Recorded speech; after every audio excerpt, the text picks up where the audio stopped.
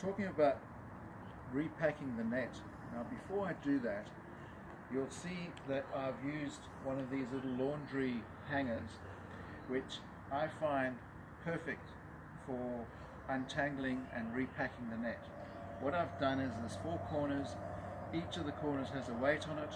I've attached the weight so it's held evenly apart and the net hangs down. Also, normally that's where the net will hang right down, and you can see the tether that I've got is tied on the bottom. Now before I start packing it, I've done a little bit of advanced work. If we look inside the net housing, there's 4 tubes here. The last thing we do when we pack it is we put the weights in there and they drop down and they sit on the bottom of it in those 4 holes. And so what happens when you shoot the net, the gas pushes through here against those 4 weights, and there's like 4 mini little rifle tubes, and they fire out and the weight comes out, and then with the net behind it, it goes out at an angle. As you can see, they're angled out, and that's what carries the net. And so when we pack the net, we need to be mindful of that it's done in reverse and nothing is tangled. The way I like to think of it is, this is a parachute, it's your parachute. So pack it well. If there's anything tangled, when you come to capture a bird or animal, it won't work. So as I've said, I've packed the tether in here. There's about 6 or 7 meters of this very fine Dyneema. And now what I do is not very elegant and it's quite tedious, but I start pushing this back in from the center of the net, and I just bundle it up in here in the reverse sequence that it will come out. And this is where this little hanger works very well in keeping it in position and untangled. And as you can see, I'm just pushing that in and filling up the little pot with the net, and I keep going until I've got it all in. And yes, it is a bit finicky and it's a bit tedious. I've done it probably 20 times, and you get slightly better each time you do it, but it does take a while. As it goes in, still trying to do it evenly, each corner roughly the same amount, bearing in mind it's got to come out in reverse order, and as you can see, when it gets fired, it comes out quite quickly. So I'm getting up to the point where it's almost full. Now what I do is, these 4 tubes where the weights go in, I make sure that they're clear.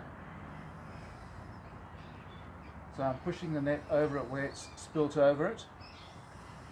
And you'll never get it perfectly clear, but you'll see what happens. So the next thing is I'll start taking 1 corner at a time. So I'll take that one, release it, and then I'll drop it in the tube. So it goes down. There it goes down. It hangs out. I'll take the next one along, and I need to go to the next tube so there's no tangle. So the weight's there, and I put it down and I let it drop in. Hold it with my other hand, take the next weight, release that, make sure there's nothing over that, drop that in, and now the last weight, again make that sure that's clear, that it's not going over any net, release the weight and just drop that in. So now I have the net down here at a more easy to work with height. I push the last bit in, again trying to do it evenly, going around. It's handy if you have a little table nearby and you can just rest it on the table. It's a little bit awkward holding it at the moment, but I'm doing this, a bit more on that one, a bit more on this one. That comes in there. We're almost done. Right, Now I'm going to take this and just walk over to the table. So I've got the net almost packed. I put it on the middle of the table here. And now, depending on how firm your cap is, so that was the bit of cardboard that goes over the top, you can either push this back in, put it over it, or this actually unscrews, and you can unscrew that, and if you have a more firmer cap, you can actually put it in from the back. You can see this is just from a cereal box. Put it in from the back. Oops. It hooks on a little ridge,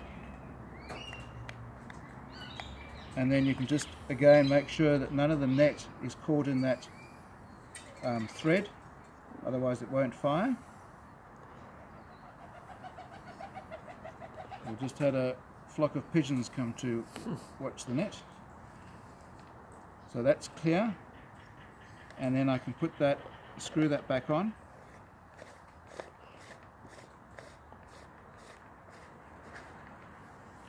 And ready to go. And if I look at the bottom, you'll see the 4 weights are protruding from the bottom.